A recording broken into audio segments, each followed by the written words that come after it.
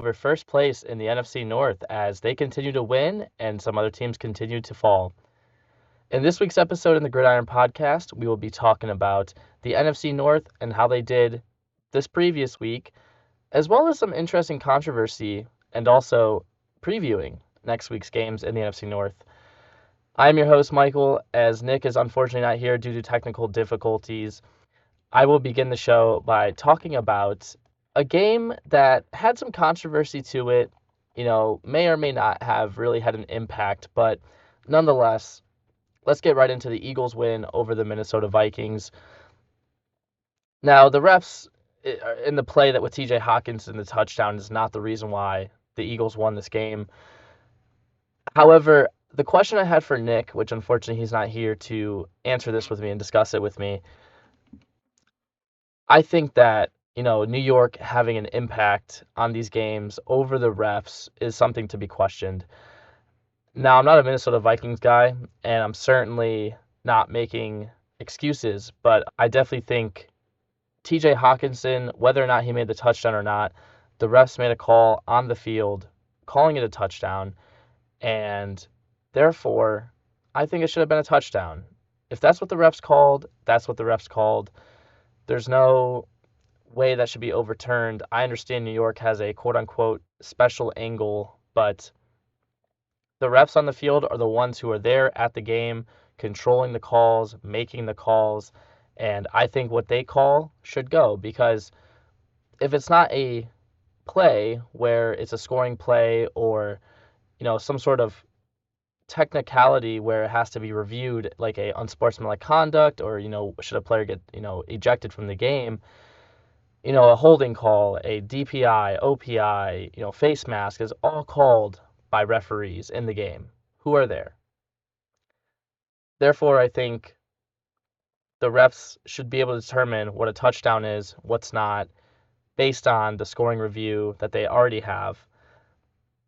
I don't know how New York can overweigh refs at the game. I'm just really confused by that. And I think it really does weigh an issue to how these games could be called in the future. Now, going into this game, though, I will say, it's not like the Vikings defense stopped the Eagles offense by any means. Jalen Hurts had 300 yards passing, and A.J. Brown, Smith, had a good game against this Vikings secondary who has really been slipping as of lately. And notably, on the defensive side of the ball, Ivan Pace Jr. got 0 snaps in this game, which is surprising because he's been a player for the Vikings defense, and seeing that, it is pretty surprising. But nonetheless, it seems like Carson Wentz has definitely come back down to earth, and he's slipping, throwing interceptions. So the Vikings definitely have some problems going forward. Right now, they're a major pretender. I don't think they're as competitive as what we thought they would be coming out of the season, especially having QB issues. I mean, that's definitely a problem, as well as the running game, as per usual with the Minnesota Vikings. So with that being said, I'm going to shift over into the next game with the Chicago Bears against the New Orleans Saints. And to be honest, it was a snoozer of a game. Now, there are many things to say about the Chicago Bears in this game. Caleb Williams did not play that well, and he's missing some easy throws here and there. But the nice thing for the Chicago Bears in this win is, even though they really just wanted the Saints to come back in this game, they were able to win by 12, and that's still a comfortable win. Even when your QB is not having the best of days, I think that, they should have won this game by at least 17 plus. I don't think that it should have been this close as it was. I think that, Spencer Rattler made some bad plays, threw a bad pick down the stretch. The Bears defense played pretty well for the most part. DeAndre Swift had another monster game. So that's big for the Chicago Bears. It is against the New Orleans Saints. What can you really say, besides the Bears should have won this one anyways? The Bears are back to 4-2. We've seen them in this position before, and honestly, the schedule only gets easier for them. So that's something to note and something to go forward about. since there's really nothing else to talk about with the Bears in this game besides, Montez Sweat had finally a fumble created in this game, which was notable. But Chicago, they should have won this game anyways. It's the New Orleans Saints, probably the worst team in football right now. I mean, after the Jets somehow. But they win and they move up to 4-2, which is good. But I'm going to talk about the Green Bay Packers because this game was probably the closest of all NFC North games this past week for some reason. I know I keep on bringing it up week after week with the Green Bay Packers, Matt LaFleur. The creativity, it's just lackluster week in, week out. And I like Matt LaFleur as a coach. I think that he's definitely a guy to keep, but the offense, the defense, it just seems like there's no energy on the road, especially. I don't understand the slow start to the first half, especially. I mean, the Cardinals did a phenomenal job of keeping Jordan Love and the offense off the field. The Packers only had 3 drives in the first half, and they finished with 3 points, I believe, 6 points rather, because Luke Haversick kicked a massive 61-yard field goal, which makes the franchise record. So a guy who probably won't be on the roster makes a franchise record kick. Makes it look easy, by the way. Shout out Luke Haversick. Nonetheless, back half of this game, it was quite interesting. The offense finally came alive, scored a touchdown in the third, but the Cardinals matched that. And Micah Parsons on the defensive side of the ball had a great game. He had, I believe, 3 sacks, 10 pressures himself, and some tackle for losses. I can't remember the number on the top of my head, but more of that to come. The one issue that I definitely want to talk about with this Packers defense is the secondary. Nate Hobbs, I was intrigued by the signing in the offseason, and I was interested to see what this guy's capable of, especially getting a 4-year, $48 million contract, which isn't big by any means, but you're signing him for 4 years. So you definitely see some sort of extension in his game that you want to keep in Green Bay. This game, however, was quite awful by Nate Hobbs in terms of coverage and penalties. Crucial last drive of the game, he makes a terrible, terrible, I believe it was either holding or defensive pass interference, which led the Cardinals down the field. He also had a busted coverage, which was god awful. Nate Hobbs showing that our corners are pretty weak, pretty thin. However, another thing too is Trey McBride's touchdown, I believe before the half, it was a busted coverage. The Packers are playing the soft zone coverage once again. Corners are going up to a certain point, dumping the receiver off to the safety. Now, Trey McBride, one of the only Cardinals targets on the offense, somehow was wide open, a little crossing route. Keyshawn Nixon, unfortunately, ran with him too far, or not Trey McBride, but Keyshawn Nixon ran too much with another receiver, left Trey McBride wide open, and that's what created the touchdown there. It was a busted coverage. I believe Xavier McKinney was the one in the backfield who should have picked him up, but did not. There's a lot of issues, honestly. These games are too close lately with last week against the Bengals. I mean, you could say the Packers were in control of that game, but it was pretty close. This week against the Cardinals, which no disrespect to the Cardinals, they're actually an interesting team. I thought they were one of my dark horse teams this year. They're very close in all these games. I think they lost 3 or 4 games now in one score, 3 games to game-winning field goals. They're not a bad team, and Jacoby Brissett played a great game. But another thing I want to talk about too with Jacoby Brissett is the Packers defense were giving him everything once again. Jeff Hafley, we saw it week 1 and week 2, the pressure, the blitzes, and the Packers are back to playing zone coverage. It's not an issue, but when you're giving them, little stick routes, curl routes, running back, wheel routes, they're going to take those 5, 6, 7 yards every time. It's frustrating to watch because these corners are they. I don't want to say they're not talented enough, but certainly not right now. And shout out Quay Walker, had a great game. I think that it was a great showing from him. But on the other side of the ball, getting back to the offense, Josh Jacobs, even though he wasn't 100%, he gave it all he could today or Sunday.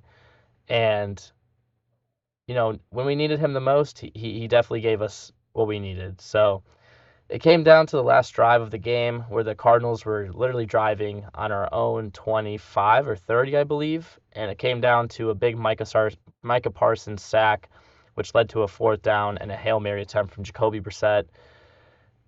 Going forward, I mean, we need Matt LaFleur to really start getting out the play calls that we need or we've seen before. Not this too creative. He might be too creative. And that's what's probably killing him is he thinks it's going to work, it's going to be creative. But he's probably being too creative. And honestly, when you go back to basics, a little tight end, boot, fake block, go out. Going into next week, I want to say the Pittsburgh Steelers, who are 4-2, little preview before the preview. This defense isn't that good.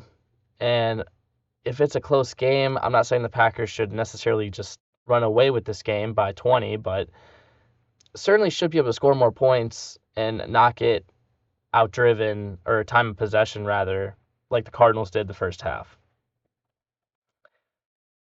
Off of the Cardinals-Packers game, the Packers are moving up to 4-1-1, taking the first place spot in the NFC North as well as the NFC right now. We'll see if that continues. Coming up next, I'm going to talk about the Lions-Buccaneers to finish out the Sunday's games into Monday Night Football as well. And yeah, we'll get into it.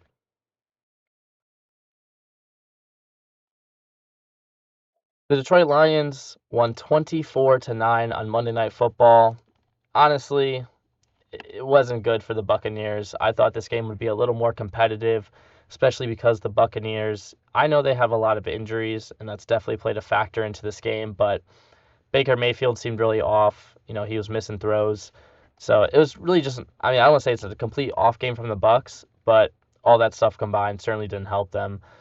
On the flip side, I definitely want to say this Lions defense, it does look a lot better. I think, well, obviously than last year's because they're healthier, but also it just seems there's a lot more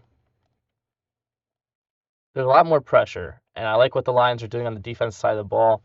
I think it's actually better than last year's defense, what it can be. So that's something to look out for. I know the offense definitely taking a step back, but still Jared Goff, definitely still one of the best quarterbacks in the league, in my opinion, as well as the best running back duo in the league as well. So this game wasn't a whole lot here because of how bad the Buccaneers played, but that's how good the Detroit Lions are still. And despite the Lions being in second place at I believe 5-2 now, they're still a team in the NFC North to watch out for. I don't think Week 1's matchup was necessarily something we can keep on holding with the Packers and Lions and how the Packers dominated that game. I think that going forward, you have to watch out if you are the Packers for this Lions team because they're a competitive, hard-fighting team. Obviously, Dan Campbell, great coach. I think that we cannot hold on to Week 1 if we want to win this division. We got to continue to get better as the Packers are winning, but they aren't really necessarily wins.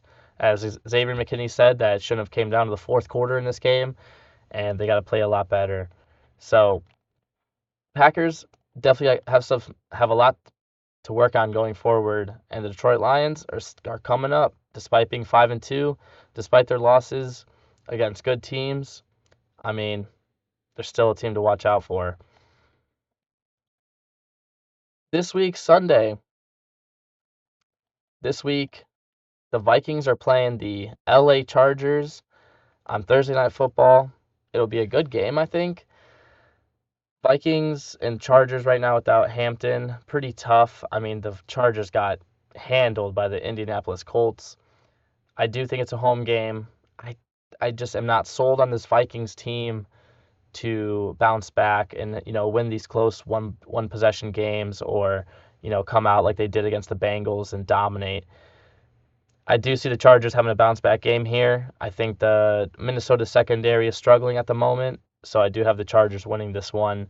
I would say 27 to 17 to 19. 27-19 Chargers. I think the Vikings fall here again. The Chicago Bears are taking on the Baltimore Ravens in Baltimore. Now, I think the Chicago Bears are actually on a high, and I think they do have great potential to win this game. I think that,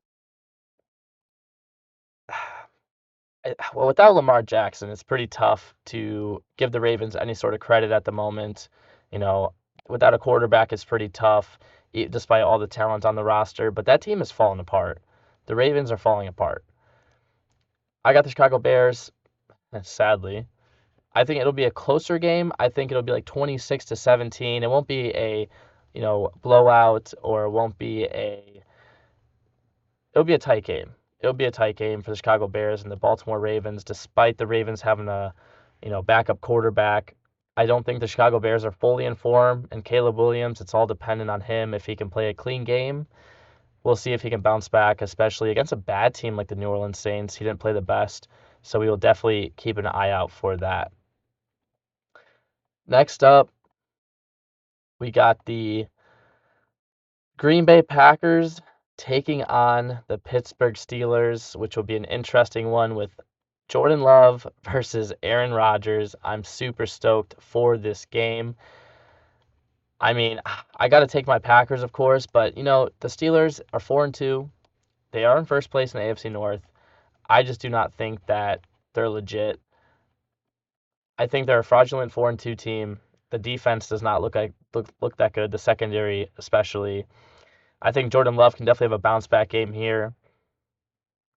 I also would like to see Josh Jacobs definitely get the run game going, because I don't think that Pittsburgh D-line is nearly as good as some of the D-lines the Packers have already played. So we'll see what can happen going forward this week, which I'm super excited for, with the Packers game, Sunday Night Football. It'll be a banger one way or another. I'm hoping it's not a close game like the other games were. I'm hoping Matt LaFleur can definitely put his all into this game, because it'll be a statement game if Aaron Rodgers wins. Unfortunately, guys, this was a short one. I apologize for that. Nick is unfortunately not here again, so we could not have that camaraderie and conversation, which I'd hoped for. With that being said, I appreciate you guys listening, as always, to the Gridiron Podcast. We are on any sort of platform where you guys listen to podcasts. Definitely leave a comment if you are on YouTube to leave us your opinions, and we will get back to you as always. Appreciate you guys listening, and we'll see you next week.